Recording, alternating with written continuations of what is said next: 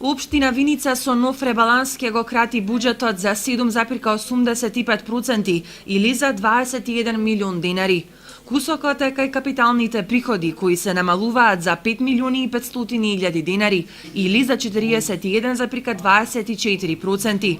Тоест, приходите од продажбата на неизградено градежно земјиште во сопственост на Република Македонија, вака одлучија советниците на денешната редовна седница. Ке се кратат и деночните приходи за 8,64% или за 4 милиони денари кај данокот на промет на недвижности и за 1 милион 796 илјади кај недоместокот за уредување на градежно земјиште. Намалување има кај приходите од самофинансирачки активности, како и кај наменските дотации. Одлуката за ребаланс ја поддржа мнозинството. Денеска се разгледа и кварталниот извештај заклучно со месец септември оваа година, според кој приходите на основниот буџет се остварени во износ од околу 184 милиони денари или 59,85% од вкупно планираните.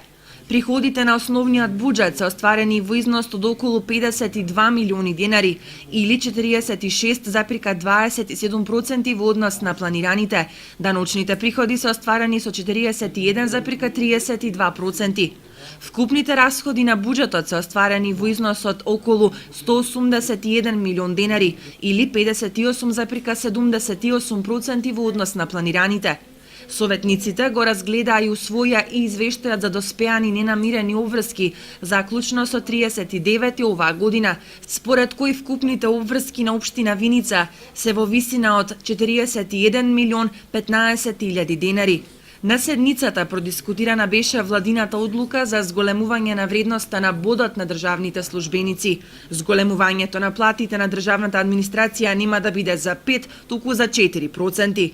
Советот ја поддржа оваа одлука со забелешка за задоцнето исплаќање на советничките паушали. Одлуката за зголемување на платите треба да важи од следниот октомври.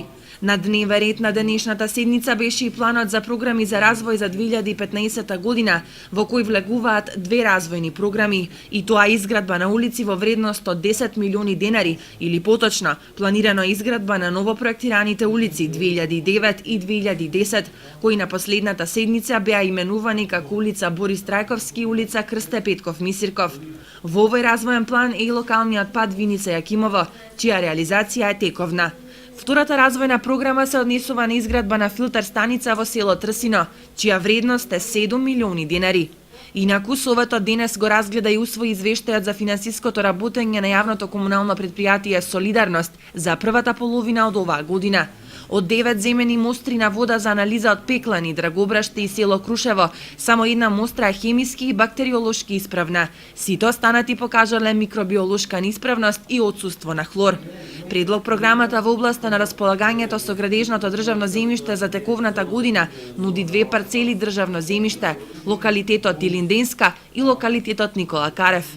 Овие две парцели наменети за семено домување во стамбени згради два пати беа на продажба, но интерес за нивно купување немаше.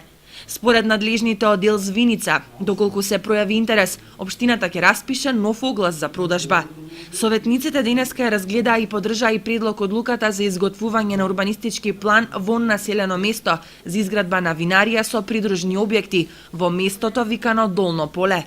Меѓутоа, според урбанистите, за изработка на таа документација е неопходно мислење од сите повисоки инстанции, а барањето за изработка на документацијата е покренато од Центрофрута.